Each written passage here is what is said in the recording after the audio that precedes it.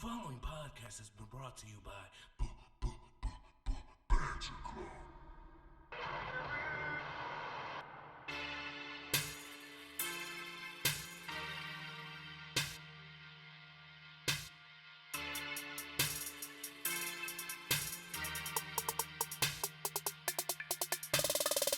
Ladies and gentlemen, boys and girls, children of all ages, Ramblemania proudly brings to you, it is I, it is us, it is he, it is we, and we are your Ramblemania Tag Team Champions of the World, the Angel of Death 6XL. And then Joining me as always, TJ the Great. TJ the Great. And we are the Banter Club. Should have used that one for the other show. And if you are not down with that, then we have got 2 words for you. Nick Gage. Yes. The only 2 words that need to be said If on not this that, night. ultraviolence. Yes. I think that's one word, though. It all works. If not that, light tubes. Light tubes. If not that, pizza cutter. Yes. It's like last week where we have way too many. there are many this week. For good old AEW Dynamite. Mm-hmm. Of course, we are here to discuss that. And before that, should we talk about some news, some goings on? Wait, I got 2 more words. Okay. Glass table. Goddamn glass panes. But, yeah, real quick, let's talk the rating for this show. Yes, sir. They did 1.1 million and a 4.5 in the key demo. 582,000 total viewers in the 18 to 49 demographic. That is more than half of their viewers. Mm-hmm. The demo was higher than NXT's total viewers. Ouch. Which I'm not saying that to shit on NXT, because we talked about on the NXT show, that's a circumstantial rating. They're on a different channel. They're up against the Olympics. It's not a normal number for NXT. Yeah. I say that because that is wildly high and wildly impressive, especially because this was also up against Olympics coverage. Yep. And WWE, from what I remember, Raw was Raw. So I don't think they did any better than they usually do. So for these motherfuckers over here, and everybody's like, oh, we're going to go watch that. Something's happening. This is like we talked about last week. The show is hot right now. It's a hot product. It's a hot ticket. It's in a good place. But another little bit of news that I thought was interesting. The guy that reported the Danielson signing Cassidy Haynes, he had another story that he came out with about Tony Khan and the EVPs traveling to Chicago or something. Yeah. And then Tony Khan, like AEW, reached out and corrected him on it. And was like, nah, the EVPs, they didn't go out to Chicago. It was just Tony Khan. Yeah. But what I thought was interesting is they reached out to deny that. Yeah. But said nothing about CM Punk. Said nothing about Bryan Danielson. And as we're going to see on this show, they're generally approaching things, especially with CM Punk at the moment, in a way that it looks pretty certain. Yeah. and if they're not, then they're setting themselves up for failure. They're playing a dangerous game. Yeah. If they don't have him. Yeah. But the way they're doing certain things makes me feel like there's no way they don't have it. They gotta have this. Are you gonna tell me that they're gonna do all that extra shit, all them little inside jokes, the entire fucking show tonight, and just front like, CM Punk, not that guy. You're making it pretty fucking obvious that he's coming. Yeah. So if he doesn't come, it's gonna be interesting. I believe it was. I think it was in Cultaholic. No, it wasn't Cultaholic. I think it was What Culture that said that. Imagine they keep doing all this bullshit, and then fucking Tucker Knight comes out. God. The booze that motherfucking place would get. I feel he'd be the biggest heel in pro wrestling. Nothing against Tucker Knight. Nothing against Tucker Knight. Yeah, that could be anybody. That could be anybody. Yeah, named CM Punk or Bryan Danielson. They gonna catch hands. Yeah, that could be anybody. Yep. If it ain't those two dudes, then people gonna be out for blood. But we'll see. Let's see what they do. Yeah. But with that, let's get to the show. Let's do it. Yes. We're gonna look up. We're going to look down. Is it over there? Or is it over there? No. It's coming straight to you. Yeah.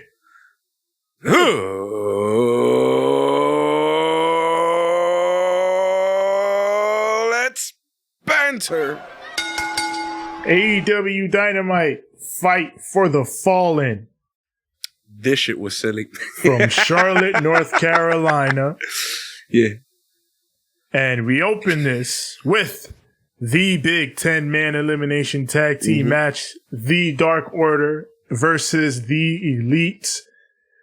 We open up with this video package for The Dark Order that is awesome. I fucking love this shit. Fucking, what does it mean to be a cowboy? Cowboy. Does this make you a cowboy? Does that make you a cowboy? Man. Does this other thing make you a cowboy? Having your friends pick you up. Then they have like every single wrestler in the match, you know, with the shadow being them with the cowboy hat on. Yeah. While they were just, you know, in regular clothing in most of the, you know. Yeah. But you know, in the background it showed, you know, their shadow was them with a cowboy hat on. And then it just keeps going and going and going, and then at the end, you know, the man that was walking the entire video ends up being, you know who. Yes. Hangman himself, the cowboy. He comes out. The spotlight shines on each member of the Dark Order on stage. All the NPCs. Yes. And they are now playable characters. Yes. This is a fucking boss battle. That's what's going on here. Hell yeah. And they all do the fucking, they all do a pose. So the whole thing just gave me fucking Toku Sentai. You know, it gave me that kind of vibe. Yeah. Oh man. But Dark Order comes down, monster reaction, and then fucking the Elite have an unbelievably ridiculous Space Jam themed entrance. It's literally an ad for the new Space Jam movie. Yep. With LeBron. They even have the music. Y'all ready for this? Yeah, they come out to that. They got Toon Squad jerseys on. And I dug the numbers. Carl Anderson's number is 2012. By the way, did you notice that all of them were like 6'6"? Yeah. Like, Justin Roberts does the 90s Bulls intro for them. Mm-hmm. Which, given what Tony Khan is going to announce later, I feel like they wasted that on this show and should have held on to that. Yeah, they could have done that for something. Yeah. So, talk about that later. But they got this hoop at ringside, and they all shoot around. I think Nick is the only one that actually makes a shot. Yo, they suck, bro. Yeah. But Nick made his shot, which makes sense because he's trick shot Nick Jackson. Yep. So. Me and my brother guys, I would have made it over the dam. It happens every time, at least once. Yeah. First time I ever play ball on any basketball court, and it's been a long ass time. I'm shooting over the entire fucking. I'm like, oh yeah, let's power. Yeah, it's a game of finesse. You got Don Callis on commentary, and it's a big brawl to start. Dark Order, they all hit this big suplex spot in the ring. Mm-hmm. Then Alex Reynolds, he suplexes Nick Jackson onto everybody outside. Then, Elite take down Alex Reynolds in the ring. Dark Order stops Gallows, and they all take him out. But then Anderson, he rolls Alex Reynolds up, grabs the tights, and Alex Reynolds is out of there. Yep. So then... Adios, Alex. Yeah. So then there's like, motherfucker, they kill Carl Anderson after this. Mm-hmm. He gets cornered by the squad. They jump him. They hit the fatality. Carl Anderson is out of here. Yeah. Like, you eliminate our boy, you're fucking dead. But, Johnny, he's throwing around the Young Bucks. Johnny Hungy. Mr. Hungy? Yes. He was over his shit, too. You love to see it. He was definitely hungry tonight. Yes. Johnny was hungy.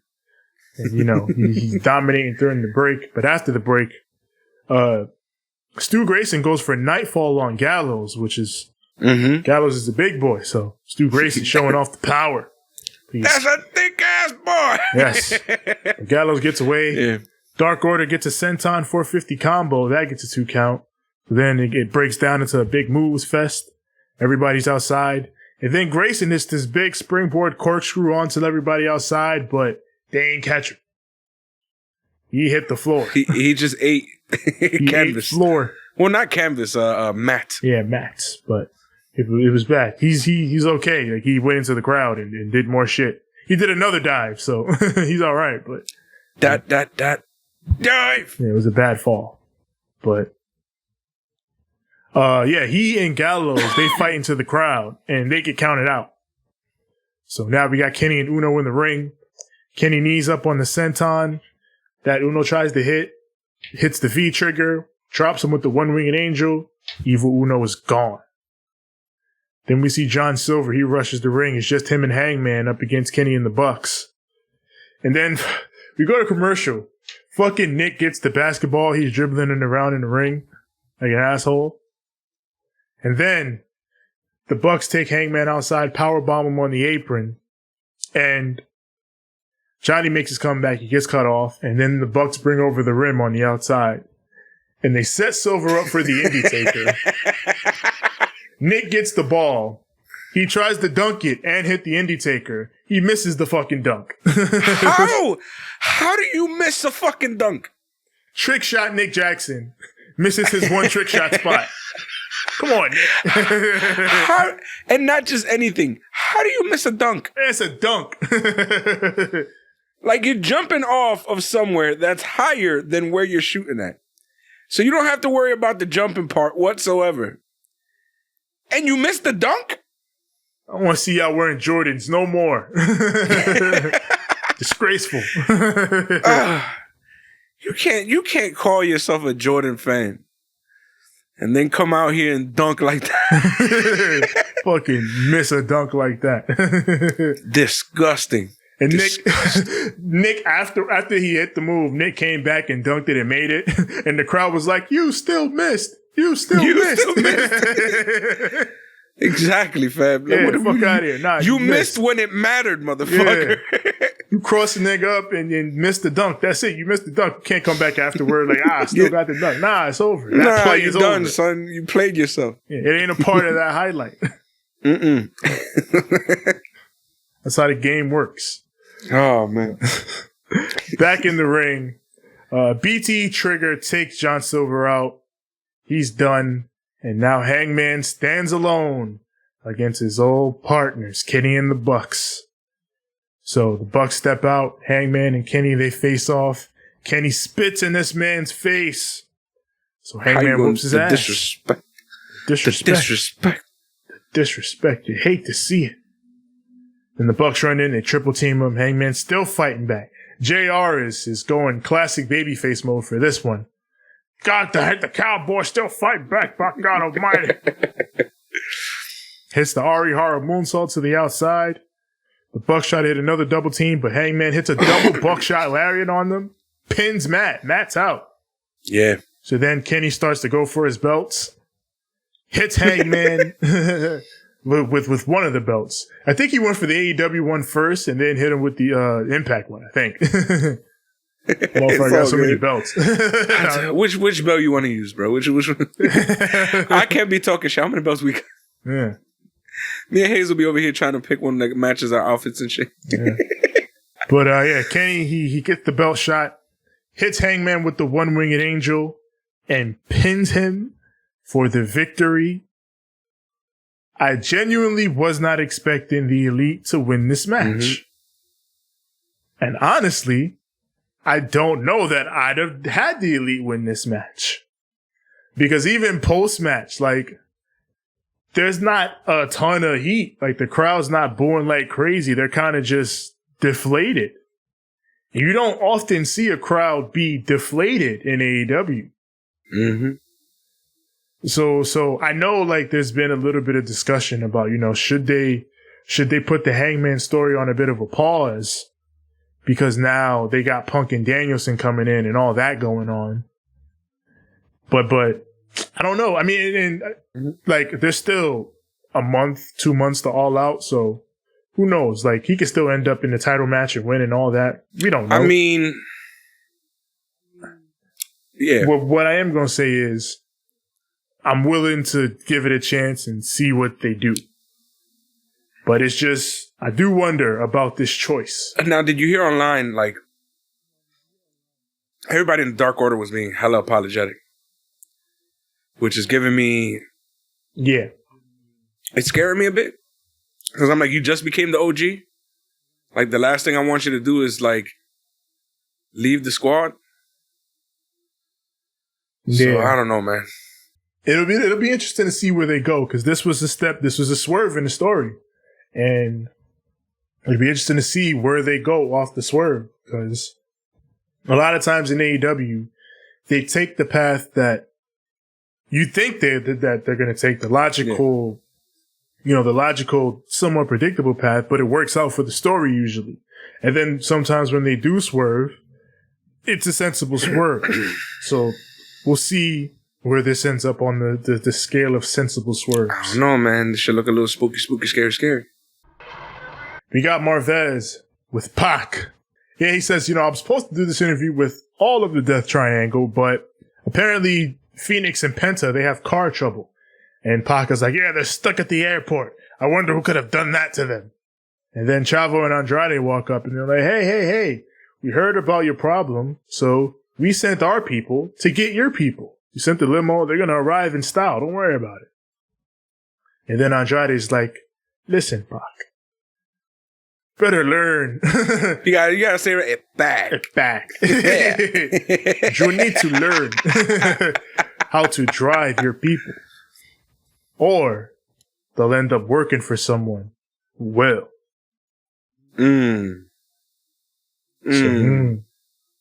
Trying to tell them, hey, better start getting these boys some amenities, or I'm going to get them some amenities. And if I get them shit, trust me, they're not going to be working for you for too long, papi. Right. Okay? We're going to go to your house and repossess your whole squad. We don't play that shit. But if you want a good car, you can go to Major World. Now, let me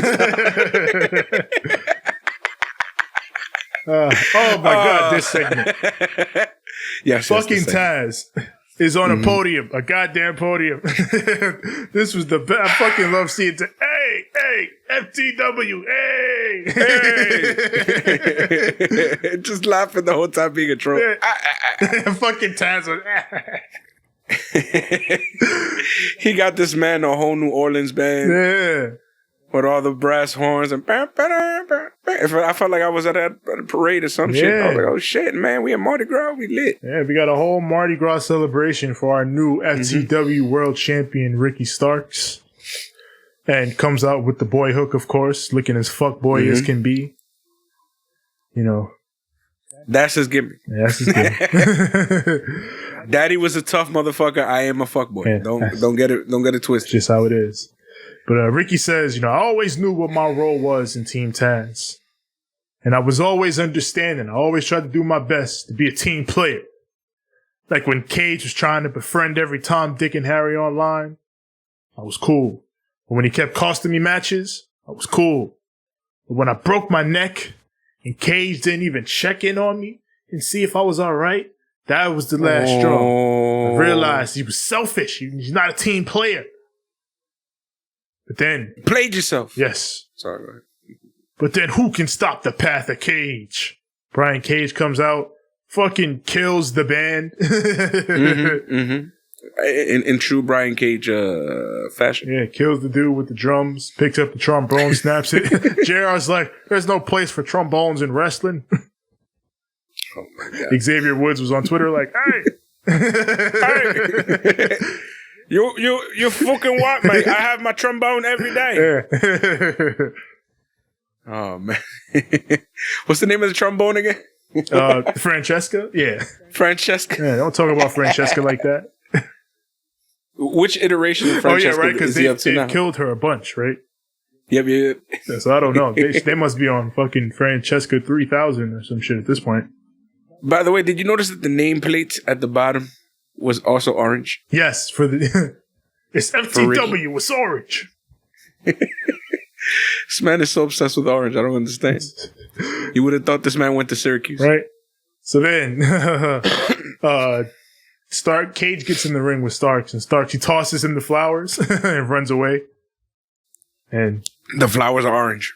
The flowers are, of course, orange. And yeah, that's where we leave that. This shit was hilarious. Powerhouse Hobbs was not here. Ricky said he was out recruiting. Recruiting, yeah.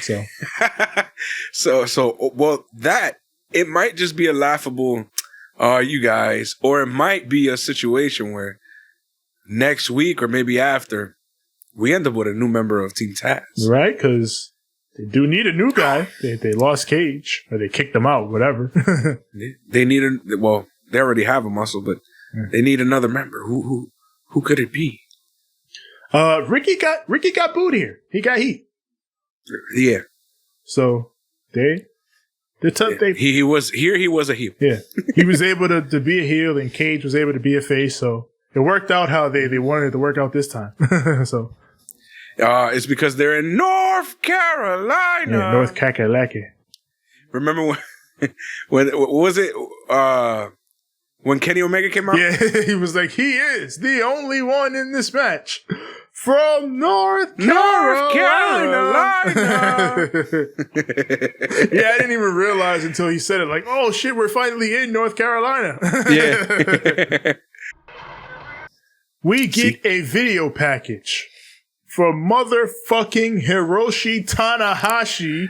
This is bullshit. The guy, but I'll say why. Damn ace of New Japan Pro Wrestling, the ace. Mm-hmm. Oh, now, right? He vows to challenge the IWGP United States Champion at New Japan Pro Wrestling's Resurgence event. Forbidden Door is indeed open. Oh, now, right? Yeah. Yeah, someone was you shook? Someone on the show is not happy to see Tanahashi. And we share the same sentiments. I was very happy to see him, but I could understand. I was happy to see him, but I was like, oh, now, right? not like we have any dream matches that we want.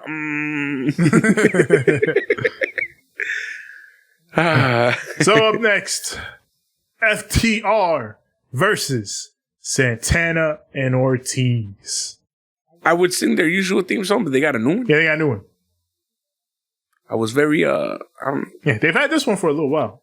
Yeah, I didn't even notice. And I realized it today, and I was like, the fuck is this? I still like it, but... Yeah, it's just like... But the other one was like an iconic sounding theme song, you know what I'm saying? It felt like a theme song. Yeah. But I don't know. This one just kind of feels like a song that you playing in the background. It has the AEW gimmick of saying the wrestler's name, especially in the inner circle. Yeah, because it says Santana and Ortiz.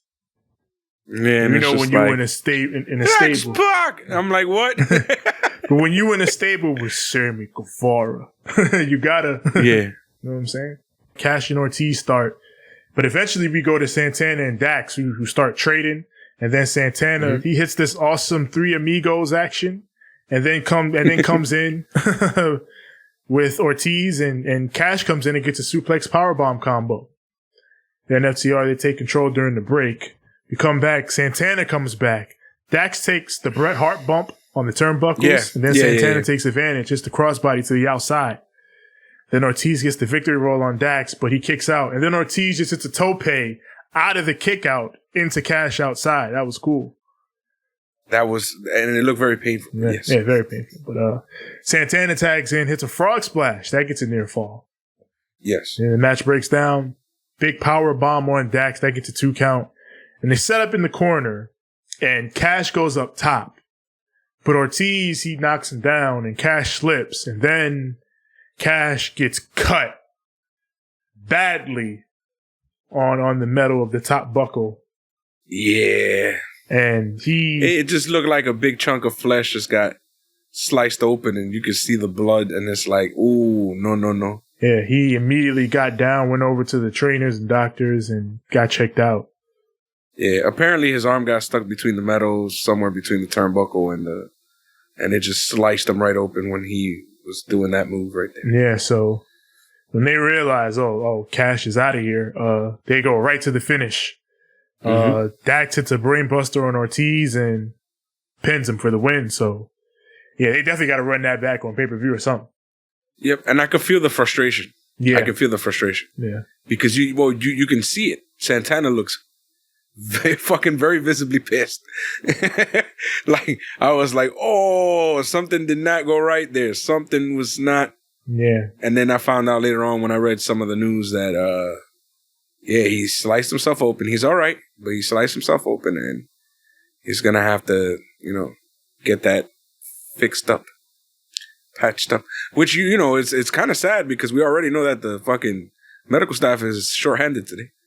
Yeah, already so much. Being that the main event is what it is. Yeah, with that main event, we can't be spreading our medical staff thin like this. Mm-hmm. But yeah, definitely got to run that back on another show. So hopefully they do. We got Tony with Dr. Britt Baker, DMD. Britt says Nyla proved that she does indeed break bitches. She broke her wrist, but Britt is still the baddest bitch on the block, and she still tapped Nyla out with a broken freaking wrist. Oh, okay, Kurt. Yeah. She says, I know what you're going to say. I keep getting hurt, right? Yeah, but we've discovered that Rebel can't really protect me. She's injured right now herself. So, I think I need some more backup. I think I need some new security in my group. So, teasing that she might have somebody coming in for her. And, she I wonder who. I wonder who. Trying to think, like, who's out there that can. Nah. What? I was gonna say Swole, but I was like, wasn't they beefing? Yeah, they was beefing, and I feel like it was gonna be somebody maybe that isn't already signed to the company. That's what I feel like. I don't know. We got Tony Schiavone on stage now to give us Tony Khan's announcement. And it is that the second episode of AEW Rampage will be called The First Dance. And it will take place at the United Center in Chicago, Illinois. The building where the Bulls play. And so, since this is the goddamn building where the Bulls play, you're going to be in that building and you use the Bulls intro in North Carolina. Come on. In North Carolina. What are we doing? What are we doing here? They fucking up. Go ahead. You use and you buy the rights to the song if you got it and use the fucking song. I mean, I just sing it on here, but yeah. The second Tony says, at the United Center in Chicago, the crowd starts chanting for CM Punk. Hell yeah. And it wasn't a little CM Punk chant. No. It was like, it's 2014, 15 again, and we're over here missing him like a motherfucker. CM Punk! I was like, oh, it's lit. It was like it was a terrible Raw match or something going on. CM Punk! CM Punk! And all they did was announce the man. Jesus. If they didn't even announce the man, they announced the building. Yeah, a show there, yeah. Yeah, a show in Chicago. Yeah. CM Punk! It's Chicago made, huh? Then we need Chicago. It's Chicago made, huh? Then we're going to need Chicago made Punk. And then we got Marvez with Darby Allin and Sting. Yeah, and Darby, come on now. So they already playing with fire, showing the crowd as they're all chanting CM Punk, like they got the camera showing them, all saying it. Mm-hmm. Then we go to Darby. Darby's like, I've seen many men lay claim to being the greatest, but the only place he's seen what? Many men. Many he only gets one. You only get one. But the only place you can truly prove you're the greatest is here in AEW. Even if you think you're the best in the world. I wonder what that means. I wonder. They playing. Or they not. They playing, but they not playing. IWGP United States Championship. Hikuleo versus Lance Archer. Hikuleo brings out his pops. Mang! It's the Mang. That shit was hilarious to me. King Haku. Yep. Yo, I love that he got a big pop. That shit was great. He just comes through. It's crazy. And he came out to the fucking G.O.D. theme. Facts. He threw kicks and the crowd was like, yes! Oh, he did. I'm telling you, this is literally probably the WCW audience that used to be. And now they're like, yeah, we missed fucking good old Southern wrestling. They're like, holy shit, you were one of those guys. Haku. I fucking love him. Well, that was not his name. His name was Mang. But they called him King Haku. Yeah, they gave him his somewhat WWE name. Yeah, but god damn it, that's Mang. That's Mang. Yeah, Mang. That's Mang. But then, since we on New Japan time, Lance Archer comes out, repping the old gang, Suzuki-gun. Cause they don't fuck with no goddamn Bullet Club. Fuck no Bullet Club, nigga. Get out of here. Bullet Club. Man, that's why I'm wearing NWO today. So Archer, they fight in the corner, but then Hikuleo drops him with a big powerbomb for a 2 count. They go outside they're using the 20 count, and the crowd still doesn't get that it's a 20 count. Yeah, they're confused as hell. Yeah. But the ref is distracted, and Mang, he fucking gets the tongue and death grip on Archer. He fucking throws him into the barricade. I'm like, yo, Mang getting active. Let's go. He's like, I'm on TNT again? Oh, I'm gonna do some shit, brother. Look, he called that spot. They ain't even playing it. I gotta do a spot, brother. I gotta do a spot. Brother, you gotta feel the wrath of Mang, man.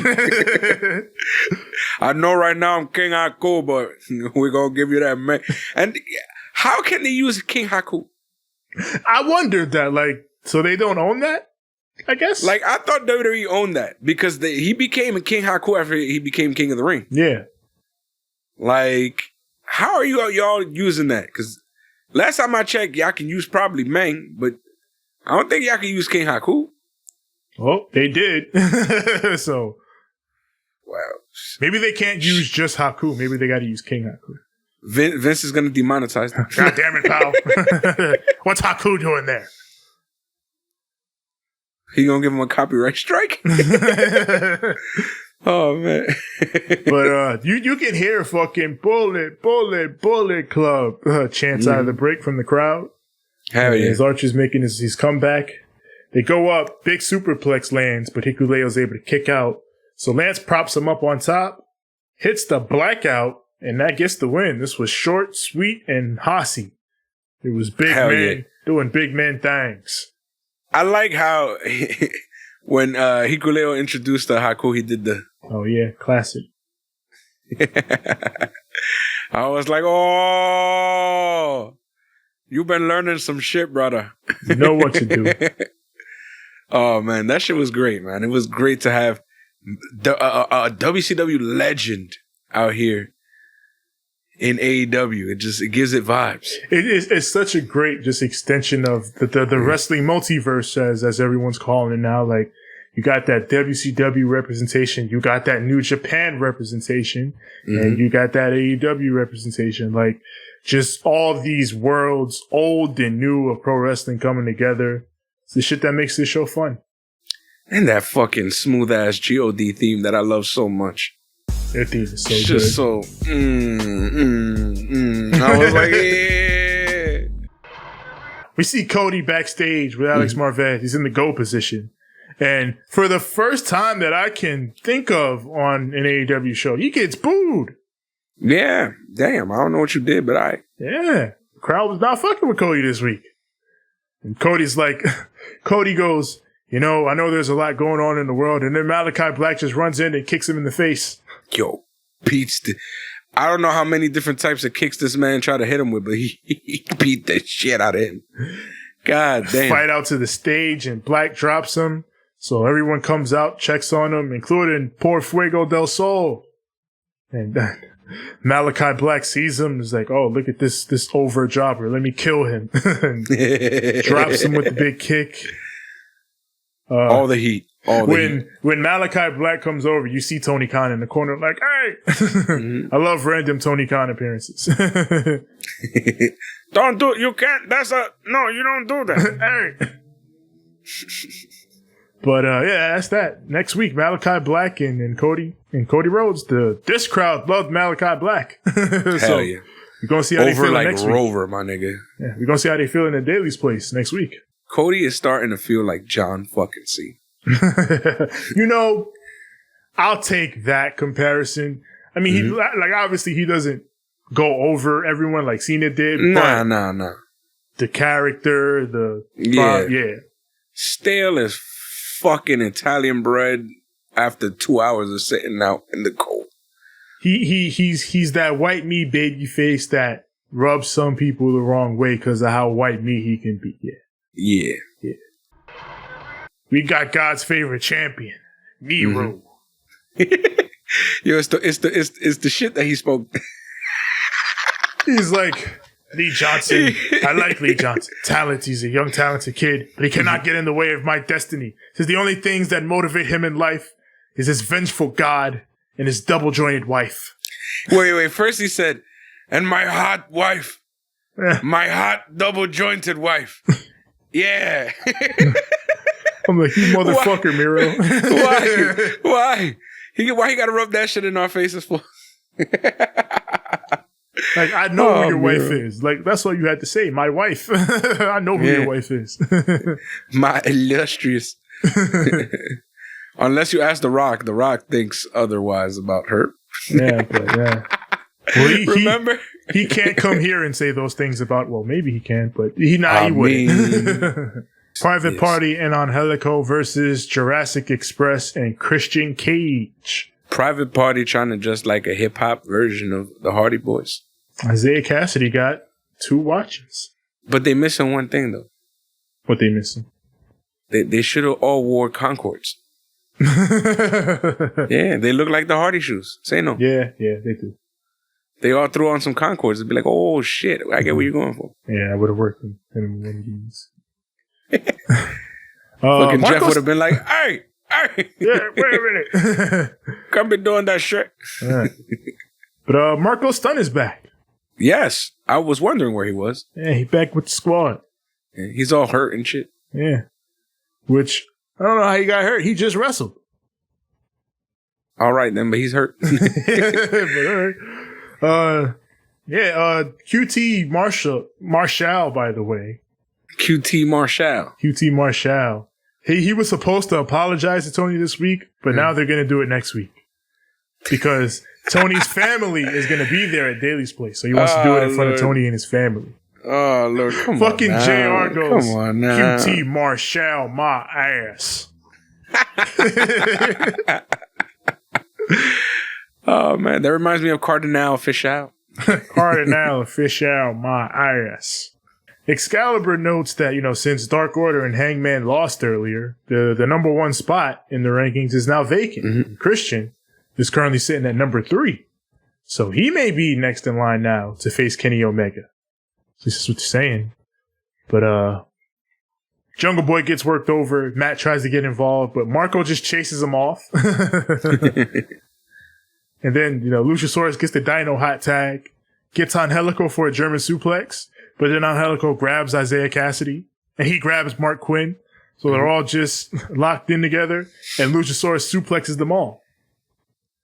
Triple Pretty dino much. suplex. Yep, pretty much. And then he gets choke slam, tags in Christian. Christian hits the frog splash. House show tag, gets a house show win for the baby faces. Yes, sir. Yeah, you love to see it. You love to see. You love. As usual, Jungle Boy over as fuck. We got a video package from Nick fucking Gage. Hell yeah. Hell yeah. I'm impressed he didn't curse in this. Well, you know, they probably told him, like, you can't be fucking... I thought they would have, like, well, you can throw in one. But he didn't even throw in one. But yeah, he's just like, you know, he tells Jericho, what do you think you're going to do to me that hasn't already been done? And then the videos. Yeah, and they're literally showing fucking his work. Fucking going through glass, pizza cutters, everything. So yeah, what are you going to do to him that hasn't been done? Yeah, this is me getting murdered. Says, I'd rather die in there than lose to you, Chris Jericho. So I'm going to carve you up, MDK style. Oh, word, I'm going to carve you up. Off that, on to Julia Hart versus Thunder Rosa. Julia. Julia. Julia. I love that shit. I was over here like, bro, really? I was like, hell yeah, fucking cheerleading bullshit. Tim was over here like, yeah, cheerleading bullshit. I'm over here like, what? You're gonna be a cheerleader, do fucking cheers. All right, Spirit Squad. But I mean, Julia, Julia. Mm-hmm. She's 19. She's green, but she's got personality. She gonna get there. I mean, they put her in with the right person. Exactly, they put her in with exactly the right person. Thunder Rosa and Rosa. She has an inset talking about how, you know, this is her first match as an official roster member of AEW, and with her place in the ranking, which is number 1. That's got to mean that, you know, she and Britt are once again on a collision course. Yeah. So, go to this match. Julia, she starts to cheer. Julia, Julia. And Thunder Rose is with it. She's like, yeah, go ahead, start a cheer. And then she picks her ankle. Like, stupid. Stupid. Want to do all that funny shit? All right, cool. Watch me whoop your ass. Yeah, she whooped her ass. She beats you down in the corner. Sets her up for the Fire Thunder driver, but like Julia doesn't get set quite right, so it doesn't look like the Fire Thunder driver. It just looks like something else. It looks like a hot mess, but yeah. But like we said, Julia's green. Give her time. The Thunder Rosa gets the win. It was a showcase match for her, and just to get young Julia on television. that's gonna get over. Julia. God damn it. It's always the shit that I'm like, why? That usually gets over. Like being cleaned. Facts. We got John Moxley. Moxley. This man is pissed. He feels like I feel, but let's go. He's like, hold on. I was watching the Olympics the other day, and I'm like, you know, why is the French water polo team able to go to Japan, but I can't go to Japan? I got all these contracts I've been trying to draw up, all these matches I've been trying to have, but I can't get out there. But you know what? As soon as I lose the IWGP United States title, guess who wants to show their stupid face on Dynamite with their stupid little ponytail? Shit. Tanahashi, you've been ducking me for months, but you know what? I got the contracts drawn up, and you know that forbidden door is open. Maybe you're smart, Tanahashi. Maybe you listen to your boy Suzuki, to your boy Nagata, and you know that while that forbidden door may be open, it ain't nothing nice waiting on the other side. Ooh. When he said that shit, nice. I was like, God damn. It ain't nothing nice. I was over here like, you see, why you coming now? When you could have been here when he was the champion, that would have been some shit. But okay, I'm the train. But I mean, I feel like we getting Mox and Tanahashi at some point. We got to, right? Mm-hmm. Maybe. I mean, I don't see why not. Mox just spit fire at this man. Like, motherfucker, I've been trying to fight you for months and you... I'm gonna kill you. Yeah, I mean, I don't see why they wouldn't just. Yeah, we gotta make that happen. And now it is time for our main event. No disqualification, no rules. The Painmaker Chris Jericho versus Nick fucking Gage. Yeah, this is what y'all came for. Yeah. Justin Roberts kinda did the intro, which He tried. I marked for him even kinda doing it because I was like, Why did he just get Larry Legend? What was he doing? yeah, it could have got Larry Legend and Mule J, anybody, but I guess I don't know. Obviously, they weren't gonna say all the F-bombs and S-bombs, but nah. they got the core of it represented. That murder, death, kill gang, Eastern Bloc, Hate Club, MDK, all day. The man, the king of the deathmatch, Nick effing Gage. MJF is on commentary. So we start this off. It's a little bit of wrestling, a little bit of brawling. Gage pulls out the pizza cutter. He swipes Jericho's arm. Jericho's like, oh shit, he cut me. And, so they brawl outside the ring. They go back in. Nick Gage hits a superplex Falcon Arrow combo. That gets a near fall. Yeah. And then, this is the timeline we live in where we get Let's Go Jericho MDK dueling chants on national television. So Jericho, he gets the walls.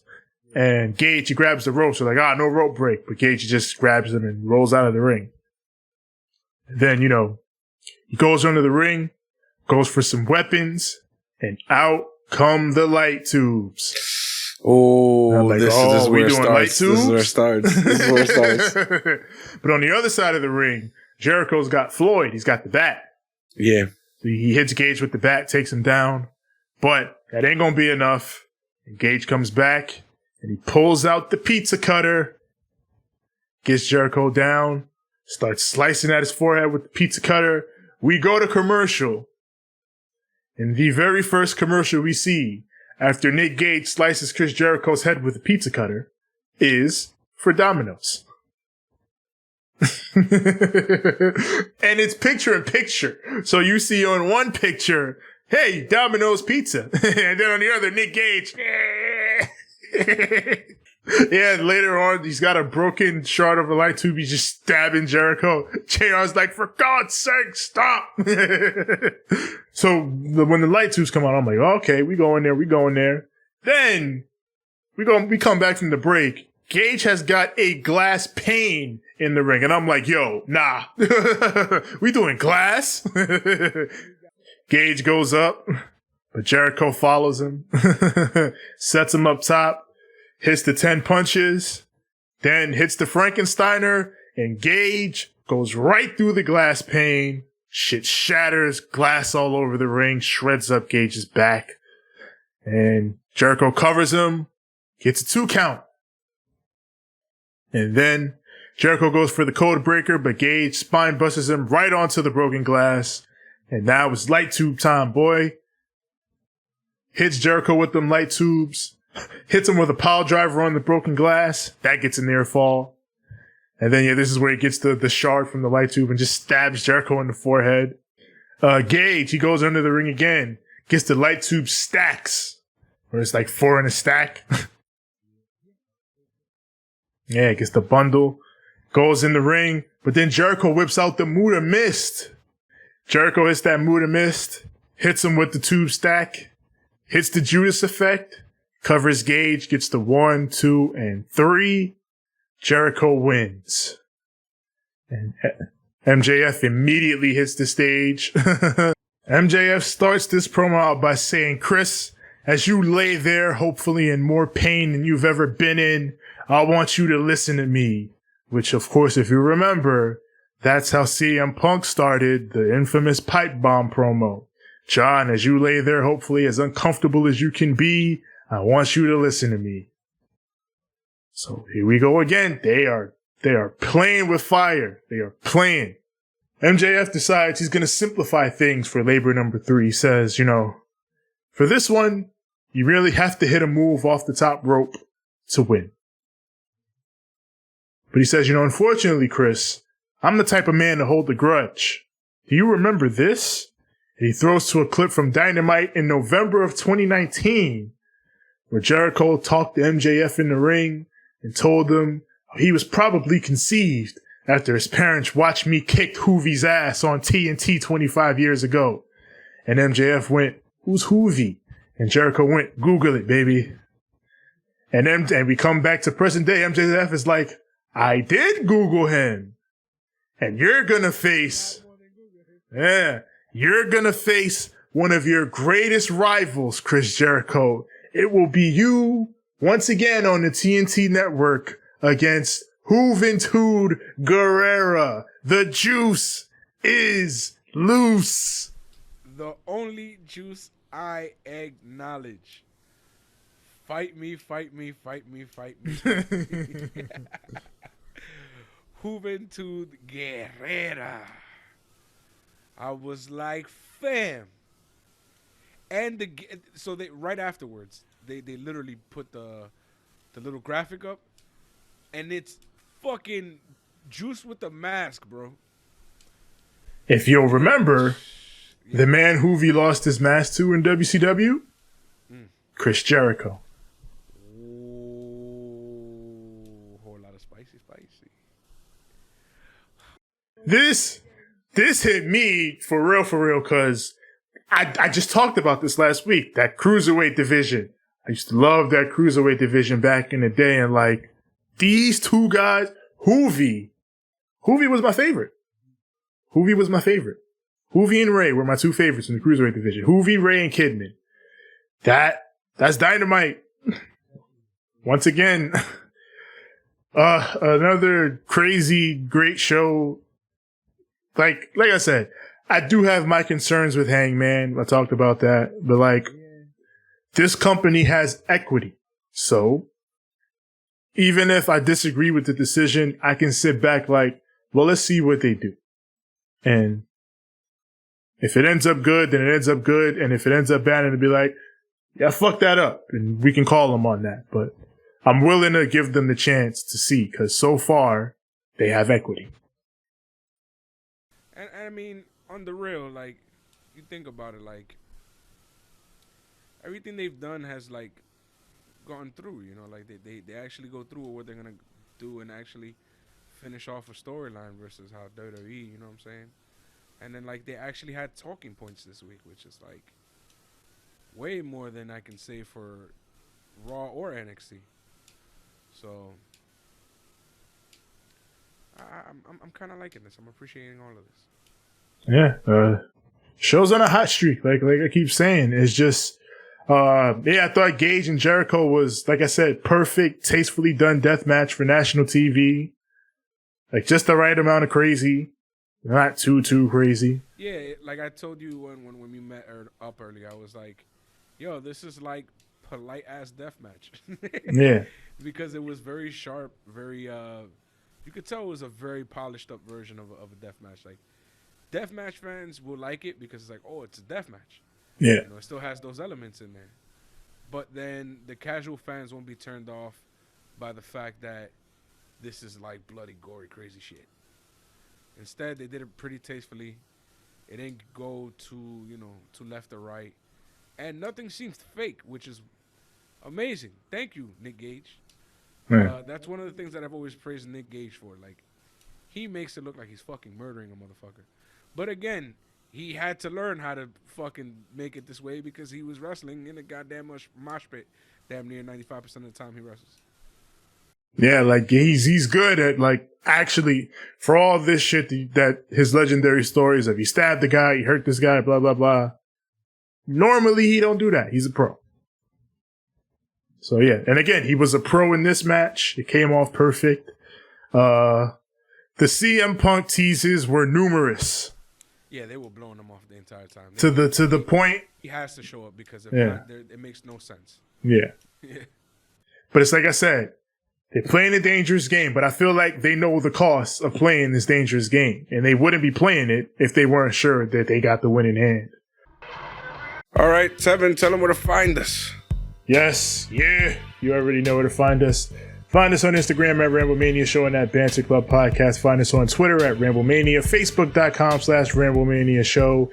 Of course, find our group there, Ramblemania Show's Banter Club, where we and the other wrestlers and podcasts and all the other places that we associate with post all the goings on and all that is going down.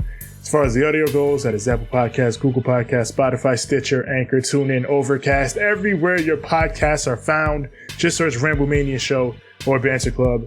And the visuals, of course, are on YouTube. Search Ramblemania Show or Banter Club. And when you get here, you like the videos, you click subscribe, and you click the bell so that when the new content drops, it goes straight to you. As far as me personally, find me on Instagram at TJ the Great 1. That's TJ the GR, the number 8, the number 1. And find me on Twitter at TJ the Great. That's TJ the GR, the number 8. It's as simple as that. TJ the Great. You can find me on Instagram at the number 6, the letter X, the letter L. That is at 6XL. You can find me on Twitter at SIIXX. Ain't I great? That is at SIIXXU.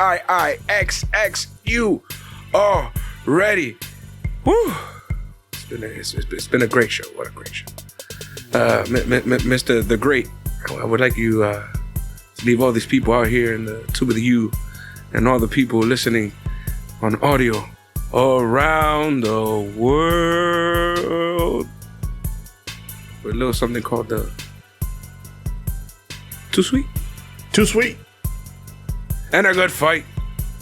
And a good night. Blurger, blurger, blur. Blurger, blurger, blur.